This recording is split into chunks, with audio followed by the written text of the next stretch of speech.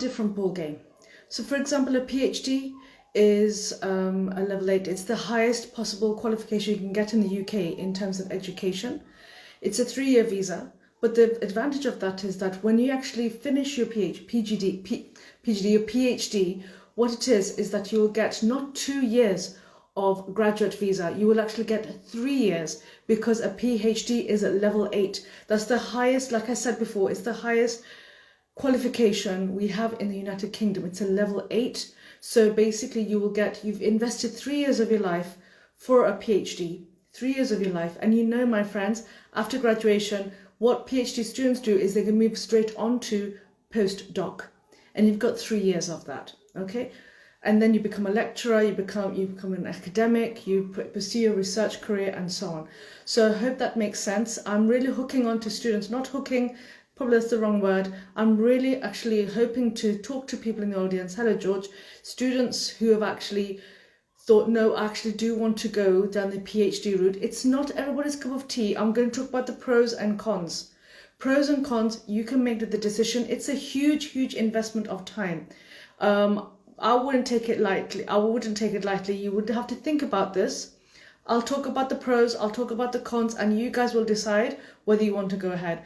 Apologies if I looked really disheveled before, because I was. I didn't think, when I was traveling, I didn't think that I'd be doing a story without the makeups, and I was absolutely lack of sleep, and I was like, kind of thing. But I thought I've got to tell people in case they might need it. So I thought, forget the appearance. If I can help someone, at least one person, that's good. Anyway, that explains how I was before. Obviously, I had to do something. I've had 1 hour of sleep, so that's good. Because, you know, when you're traveling, you don't sleep as much. So let me talk to you from the beginning, my friends. So here we go. Because basically, let's have a look. I've got 10 minutes here because I need to pick up. In Nigeria, I believe you pick up your kids 1 hour before. In the UK, we pick them up at between 3:30, which is Nigeria time, 4:30. So I've got to pick up my daughter from school. I haven't seen her for days. Right. So basically, PhD, as I said, it's the highest qualification in the land. It's a 3-year course. This is at the University of Bolton. It's not in London. It's in Greater Manchester. So that I'm talking about Bolton now. Offer letter takes within 15 days. It takes 15 days. You will need to have a research proposal. For this one, it is not for lazy people. It is for people who seriously want to go down the research route. So you will need a research proposal for that. We will be able to share the web links with you, how to write up a research proposal. But if you really want to secure and to make sure you need the extra push or the extra support, I do have Dr. Sumi Osunubi. She's Nigerian as well, and she'll be more than happy to actually help you to guide you and to proofread your research proposal, because she supervises MRes students all the time. She marks MRes projects all the time, so she knows the caliber of the research, the skill that is expected. Anyway, I'm moving on. Intakes. The intakes is basically, I've been told by Bolton that they are really not fussed about intake. When you are ready, that's when they'll open the door for you. Okay, so multiple intakes, so every single month, except for July. I should have asked why, but they said, Afsana, during the month of July, we don't take any PhD students, but any other month, we're good to go. Okay, this is not like MRes. PhD is a total different animal. I know for a fact we won't get busloads of students going there for PhD, but I'm only talking to those who are thinking maybe that is what I want to do. Right, so I've told you offer letter takes within 15 days, including all the documents. I'll talk about that. 15 days is not bad, actually. It's just over 2 weeks. Anything else? You do need to write a statement of purpose. You do need to write I'm just getting it from my notes because I've had the training before I went abroad. A research proposal has to be up to 1,200 words. You will have, based on your research proposal, you will have a meeting with a potential supervisor. Don't be scared. We need that, okay? Getting a really good, supportive supervisor is a matter of fate. I know because I've done PhD research, so I know very well the importance of having a very good, supportive supervisor who's at the same wavelength as you. So after admission, there will be a meeting with potential supervisors. You don't need to run around they will find someone for you that matches with your research proposal. Am I making any sense? Because I'm just talking. Am I making sense? I'll take the questions in a minute, but let me give you the information first. Okay? I've just had a consultation call just before I came here with a student. I'm not going to identify who he is. He said to me, sister, I have been knocking on so many universities' doors for MRes. Forget PhD. He said, I've been trying so hard to get, writing a research proposal, to find a supervisor. It's really, really hard. And I said to him, I know how that feels because one of my students did do it by that route. Okay, it's Mimi from Demont University.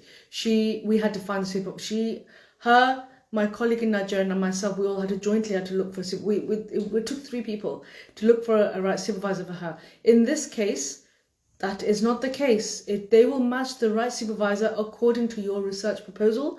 But before that, you need to know what kind of research topics you can do. Again, during the consultation, I'm more than happy to share that with you. Does that make sense? Please let me know. I needed to do emojis or something so I know I'm making sense. Right, so there might be a potential meeting, a meeting with a potential supervisor. They just want to know, are you for real? Are you a scam? Are you genuine? They just want to check your motivation. Honestly, I'm not going to prepare you for that. It's all down to you and your research proposal. How strong, how watertight is your research proposal? How committed you are to doing research in that particular topic. Only you in the whole world will be a specialist in that field. Nobody else. You need to be able to defend your research proposal. Only you'll be able to know what you want to find out. Only you will know which research methods you're going to use. Only you will know how you're going to collect your data. Only you will know what statistical methods you're going to use to check the validity or the significance of the data. Only you will know with critical thinking, is this valid? Is this research unique? Has it been done before? You will probably have done research, literature review. Can you see? I have actually done, I've been in that kind of sector as well, so I am familiar. But these are the things that when you do become a PhD student, these are the kind of things you do need to think about. Okay? I'm not scaring you, I'm just giving you facts so that you know. Okay, so after the meeting, you will, with a potential supervisor, then they'll decide, you will decide, both of you will decide how to go forward. Then the faculty, they are responsible for matching a supervisor for you. Okay, it's on their head. The fee is $15,950 per year. The initial deposit is £5,000. By the way, don't panic. All this will be written down in the caption. Also, my team, I've got Halima, she'll write a blog about this. We will upload it onto our website. Everything will be detailed. I will proofread it and make sure everything I've said here will be on the blog. So you've seen the video, you've listened to me. It will be on YouTube, inshallah, tonight by my other team member, Tufal. We are writing a blog for every single live now, so you've got the information in front of you, and if you need anything, you know where we are. Okay, right, so £5,000 in the initial deposit before the CAS. The remaining fee you pay in 8 installments after enrolment. So that's pretty good because you don't want to put all the pressure on your spouse. Okay, if you are coming with family, you don't want to put all the pressure on your spouse because it's around about, I don't know, £1,000 per month or a couple of months or something. So that's good. That's what my other student said before I came here. The only nationality which this would not apply is Iran and Afghanistan. So apart from those 2 nationalities, everybody else can pay in 8 installments. If you're Irani origin or Afghani origin, you will not have the installment plan in place for you. It's in the policy. It's a 3-year visa. Academic requirement, my friend. How are we doing for time, by the way? Okay, 3 minutes. Oh, sorry, I've just messed up. Right, okay, so, my thingy. Right, so academic requirement.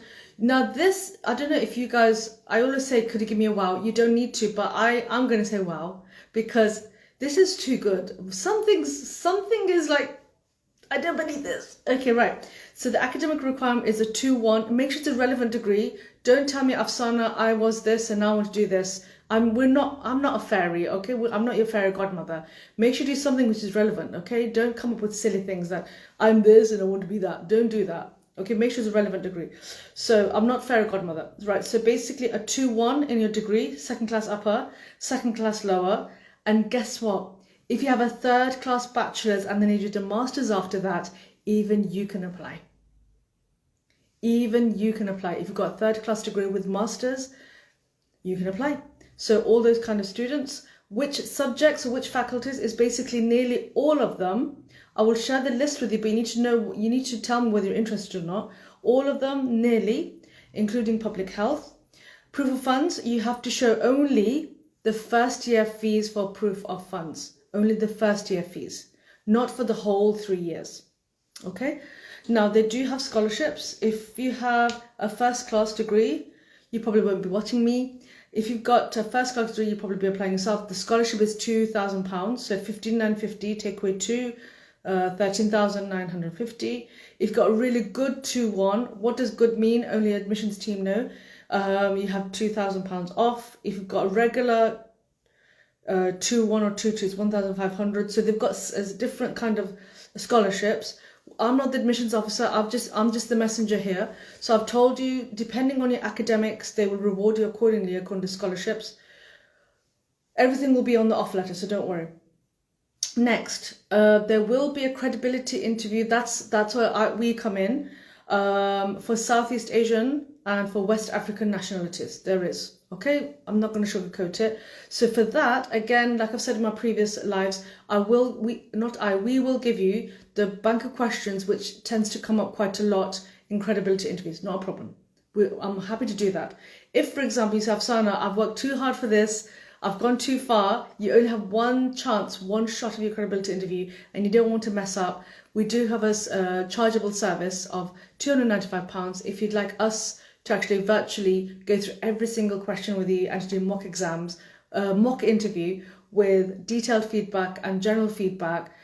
And I talk to you like an interviewer. If you'd like that, we'll come to that bridge later on. That's details. We'll talk about that later on.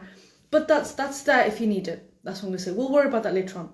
Right, I'll take your questions in a minute. Right, the downside, I've said everything positive, but I can't just be toxic positive. We've got to say about a negative.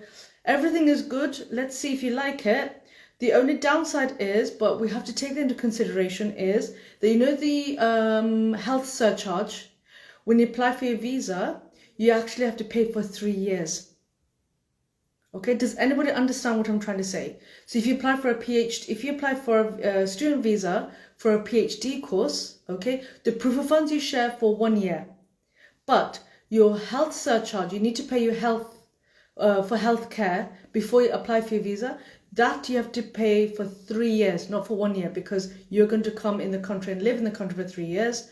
You may need, I hope, God forbid, I hope you don't need the NHS, but you need to be covered for 3 years. Okay? Why am I saying this? Not because I want to scare you or discourage you, because you need to plan. Okay? I was just talking about an hour ago. I've been booked with all these students and they're all MRes.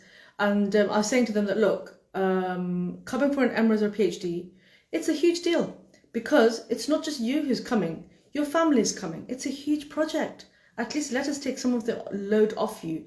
And, you know, during the consultation calls, I'll talk about proof of funds and all this. Any financial stuff we'll go through because you need to plan this. It's a long-term project. Right, I'm kind of done. Is everybody okay? What's time? It's actually 3:30, so I've got to go. Is there any questions? And then I'll go through them very quickly. Hello, George. Hello, Vivian. Hello from Ethiopia. Welcome. I'm honored. Right. Okay. We have Monica. What is the PhD in? Whatever.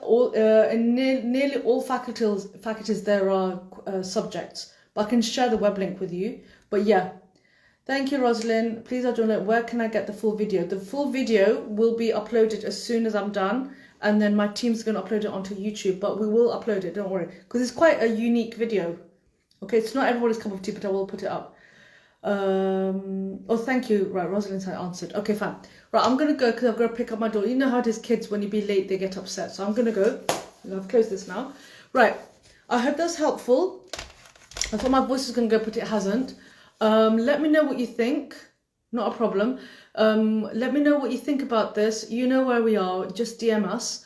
I'm going to upload this right now, and then with a cup of tea. You don't need to watch it now. You need to watch after the kids have gone to bed and when you've cleaned the kitchen and everybody's been fed and watered. That's when you should watch it. You know, put some headphones on or something. Right. Until next time, my friends, I hope that was helpful. Look after yourselves, look after your parents and siblings. Oh, I need to talk to them before I go.